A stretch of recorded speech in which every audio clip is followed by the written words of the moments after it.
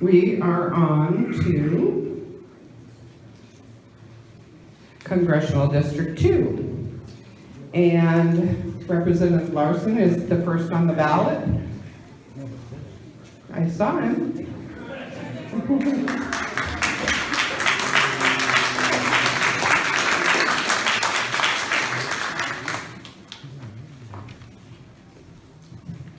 Thanks, Catherine. So it's good to be back here at the Senior Center. I was here last year to tour with the folks at the Senior Center to look at their Meals on Wheels program here that serves about 2,000 people a year and about 150,000 meals a year in Whatcom County.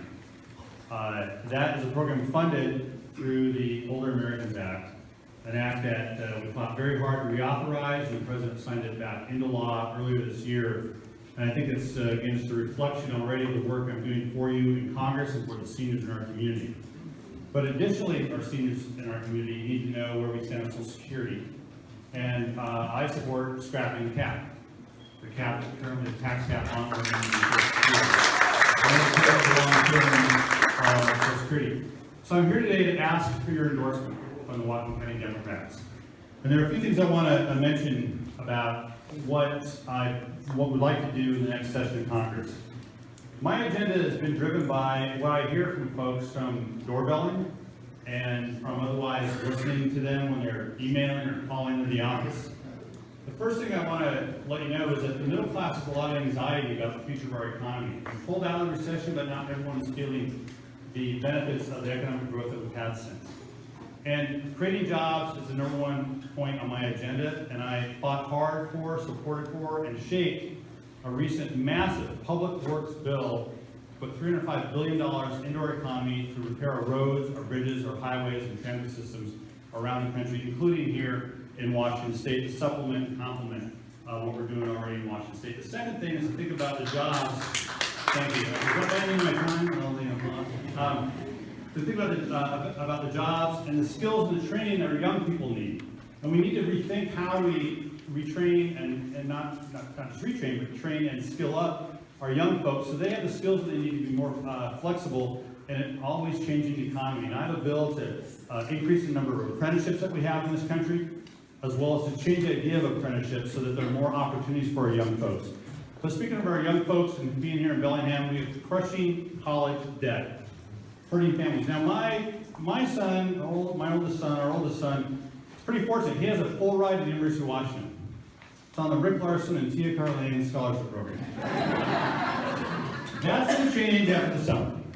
He knows that, and he's getting ready for that.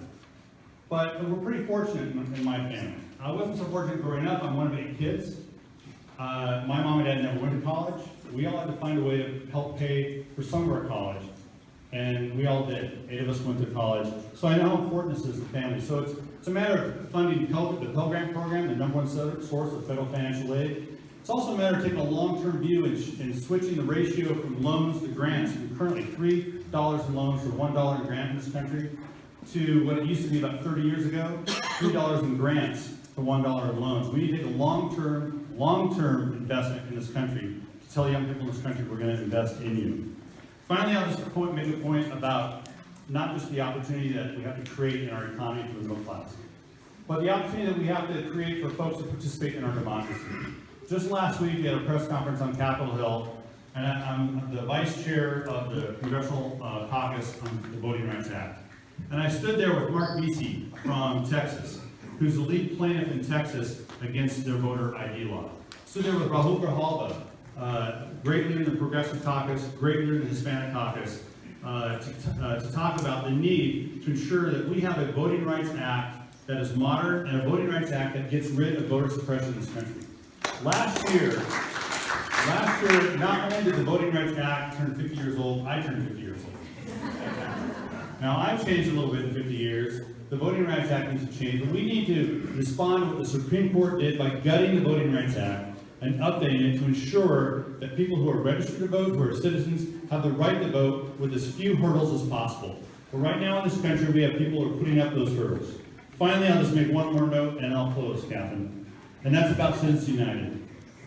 We need to overturn the Supreme Court decision on Citizens United and return the vote. Now, I'm not asking everyone in this room to agree with me on everything, and I never have in 16 years in Congress. But I'm asking you to consider this proposition. Elections are about the future. And sometimes we think elections are about the future of our party. But if you go to the doorbell and meet Democrats at the doorstep, you will understand that elections about the future of the people that we say we represent. And they want us to fight hard for them in every way, shape, or form. And I think tonight, I will demonstrate to you that I am the best prepared, the best capable, and the most ready person of the 5 people on the ballot this fall to serve in Congress and to fight for those people in the 2nd Congressional District. So I'd ask for your endorsement tonight. Thank you.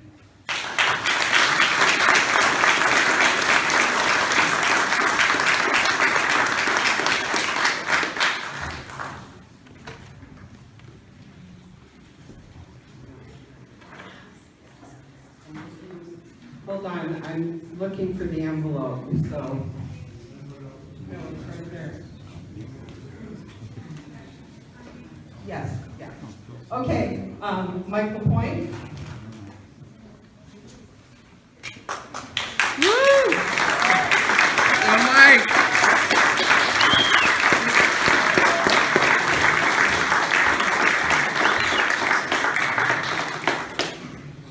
Hi, I am Mike Lapointe, and I'm running for Congress in District 2 of Washington State. And I want to talk to you a little bit about what's going to be different.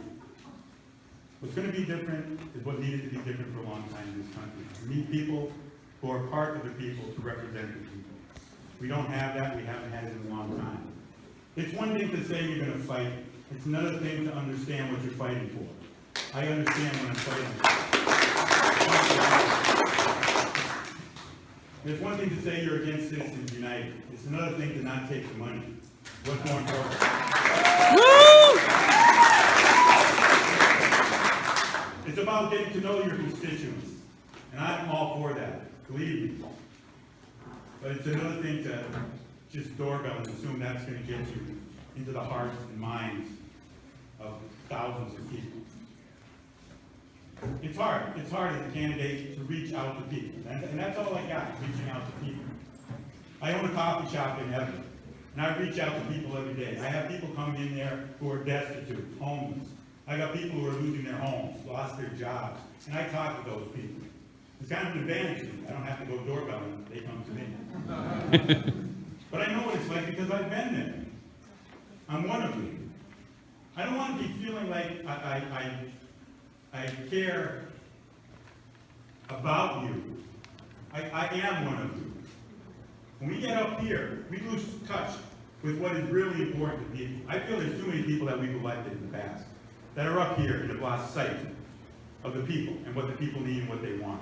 I want to return that. It's obvious on the issues where we all stand. I'm against the TPP that takes our jobs away. We need to give jobs back to our country instead of giving corporations tax breaks to move out of our country. We need to not only supply educational opportunities for people so they can learn a skill, but we have to have a job for them in this country so they can use that skill that they were educated to do. We don't have that. This is what's important to people. Obviously, elderly people. What we're paying people on Social Security is not enough to pay for their rent. It's not enough to pay for their medicine. It's not enough to pay for any of their needs so they can live a decent retirement for all the years that they've worked and suffered to try to get ahead. We're not going forward, we're going backwards, and we've been doing it for 30 years. And it's because we allow ourselves to get dumbed down and numbed down, and we keep electing the same type of candidate time and time again. And when we get tired of it, we replace them with the same type of candidate time and time again.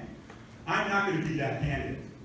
I'm going to be here, I'm going to be the voice of the people in D.C., and I'm going to be the voice of the people in Congressional District 2 when I come back. And I'm not just here to listen to you. I'm here to educate you on the issues, to discuss the issues with you, to let you know what's happening with me when I'm in D.C., how I feel on an item, what I'm going to propose for legislation, how I'm going to vote for legislation, and I'm going to come back and see you and make every opportunity I can to be there in front of you. Not with a form letter, not with a staffer giving you a call saying thanks for your input. There's more to that. There's more to being a representative than that. It's doing the footwork, not when you're up for re-election, but for the entire time that you are in office.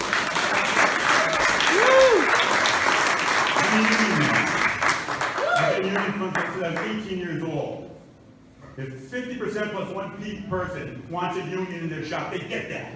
They get that, and the next day they sit down and they negotiate a contract. The wages we get in this country now are pathetic, and they aren't enough to sustain our middle class. The unions in this country have been going backwards for decades. It has to end. I will propose legislation to return the Wagner Act to the way it should have been. I will also propose legislation to restore our economy by reinstating Glass-Steagall. No more deals for bankers. American people, this is our country. Everybody, one person, one vote. That's the way it's going to be run, in my mind. It's the way it should be run. It's the reason we have one person, one vote, and it's taken away from us. So, again, I guess I rambled. I'm sorry for rambling, but I appreciate the opportunity to be here to speak with you. I hope and look forward to speaking to everybody in this room and more over the coming months. And I hope that in the end you'll see that I am the best candidate to fill this office. So I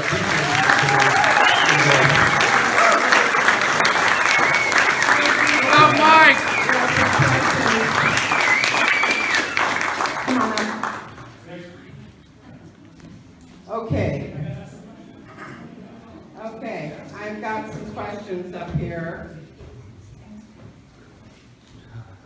Okay, the first one is, considering that 80% of, oh gosh, auto insurance goes to medical damages, people who can't afford insurance are not licensed. What does this say about social equality and, proportionality? Does this speak for a single payer insurance system?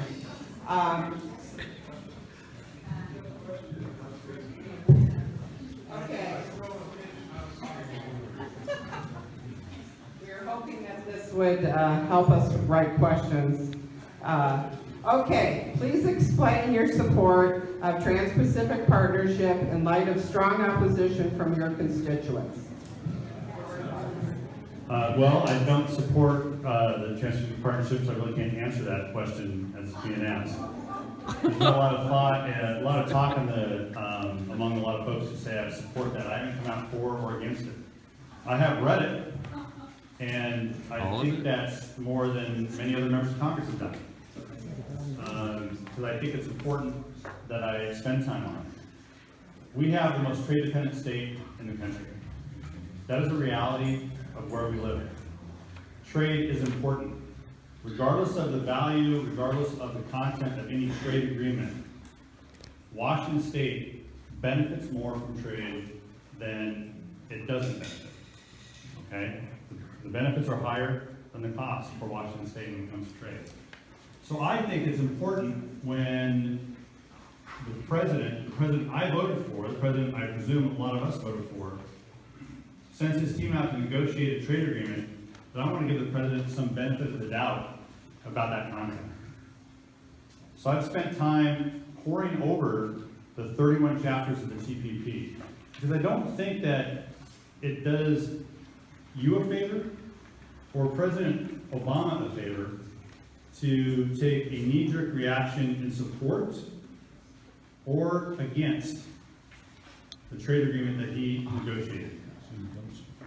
There are pieces of this trade agreement I've read on the chapter. What's the time limit on answer? Don't tell me that. 60 seconds. Okay.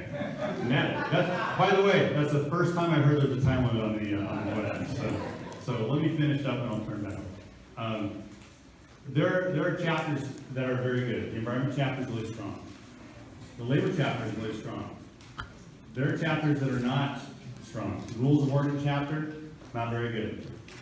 I met with the American Cancer Society today. They love the section that says you can continue to regulate tobacco. So there are ups and downs in this trade agreement as far as I've read so far. but there's still a lot of homework left to do on this. I'll just leave it at that.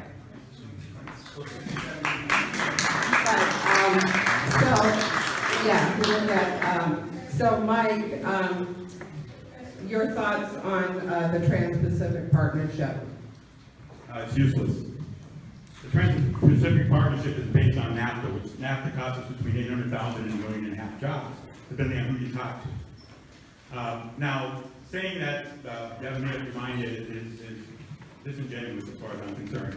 First of all, TPA kept us from having the actual TPP brought down onto the floor to be debated, to be discussed, and to be altered through amendments to make it plausible, to make it feasible. That's what should have happened. We shouldn't have allowed it to come down in the shape and the form that it was in. It doesn't serve anybody in this room. It doesn't serve anyone in our country. Oh wait, except giant corporations, and giant corporations in other countries, at the expense of slave labor in other countries. There are no solid guarantees that people in other countries will be treated fair. There is no guarantee that they will have a safe environment. There is no guarantee that they will have health and safety. They say they're gonna, but there's no mechanism to enforce it. When you don't have a mechanism to enforce it, it's not gonna happen. I'm all for trade. We need jobs, but what's said is perfectly, if it makes sense, we have to have jobs. That's what keeps our economy going. We need jobs here, though. And we need jobs brought here through fair trade, not free trade.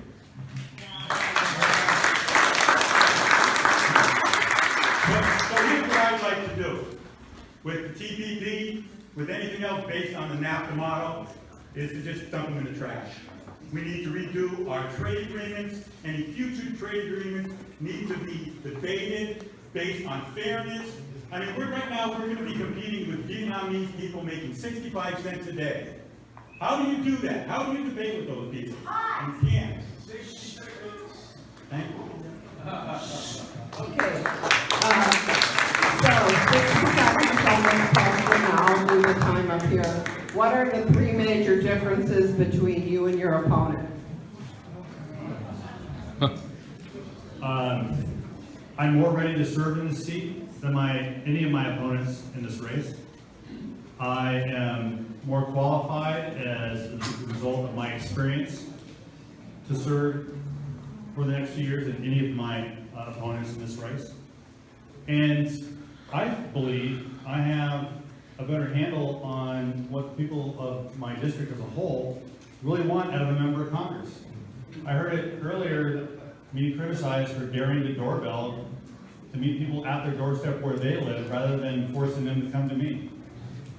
I've doorbelled probably over 10,000 homes in the last 16 years.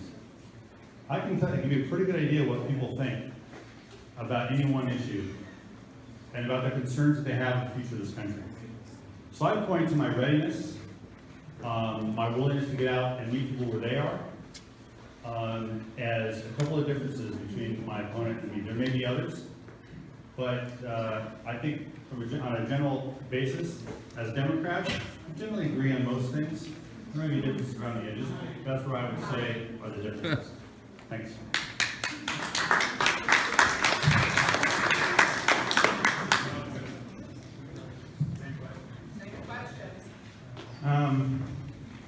There's several things different about it. Obviously, Rick has been in Congress for a long time. He knows the ins and outs.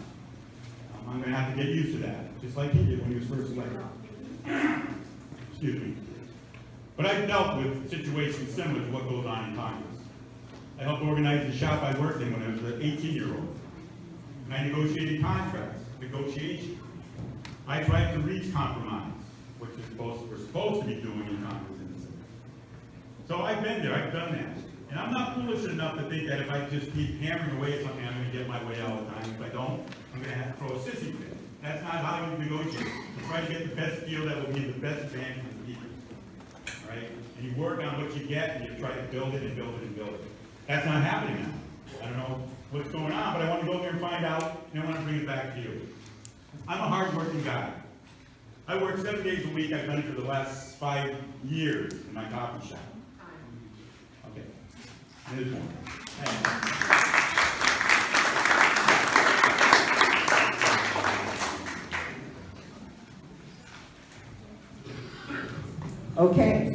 That's it for the two of you. Thank you.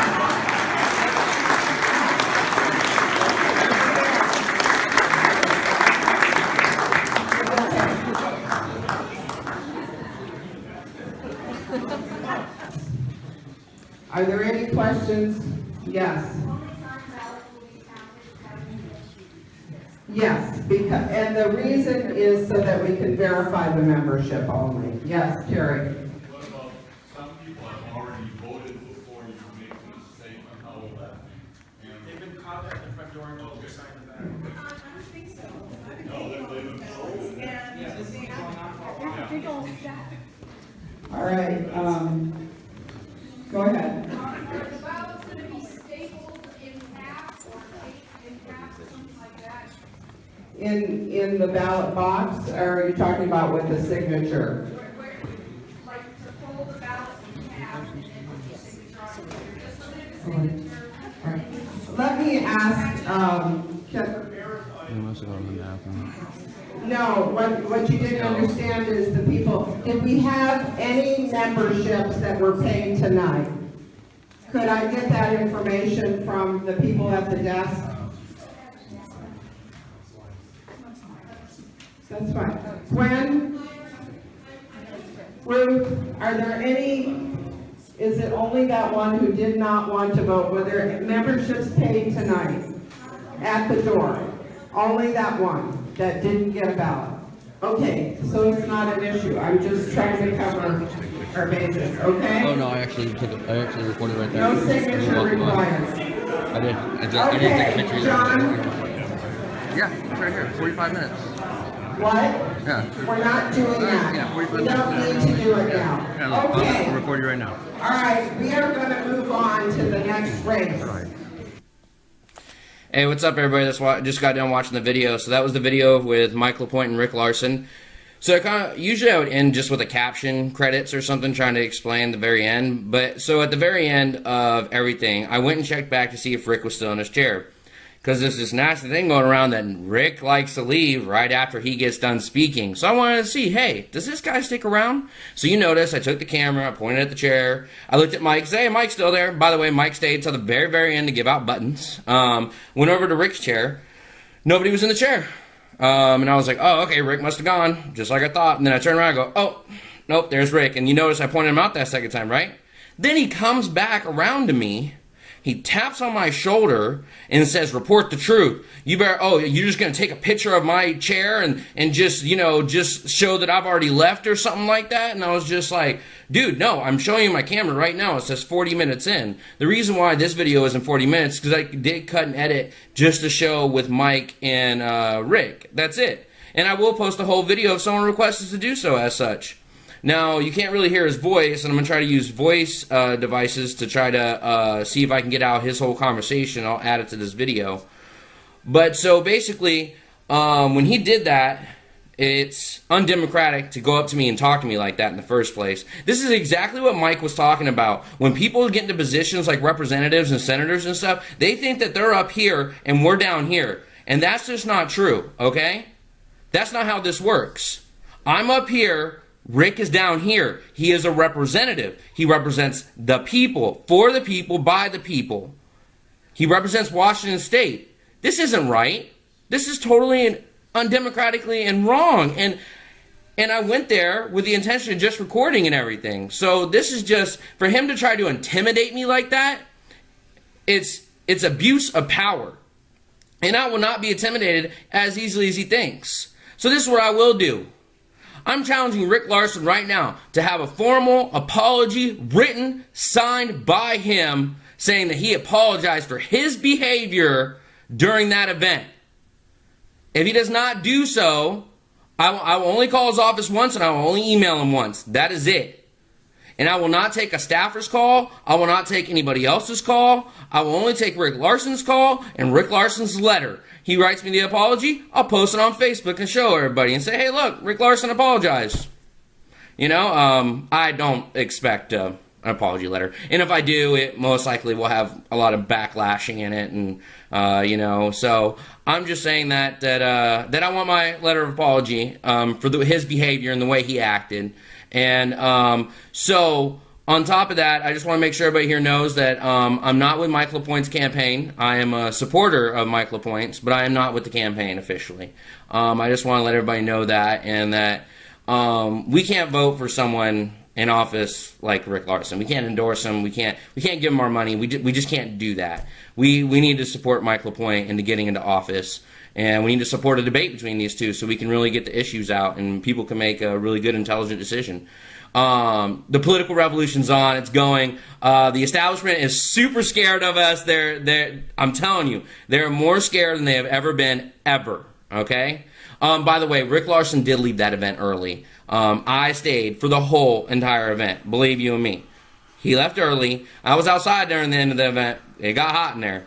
But Rick Larson left well before the event ended. So I just want to make sure everybody at home knows that. And I hope you enjoyed the video. I'll be having more videos about what's happening here in Washington as far as the political revolution. Thanks for listening, guys. Appreciate it. Remember, my name's Kelly.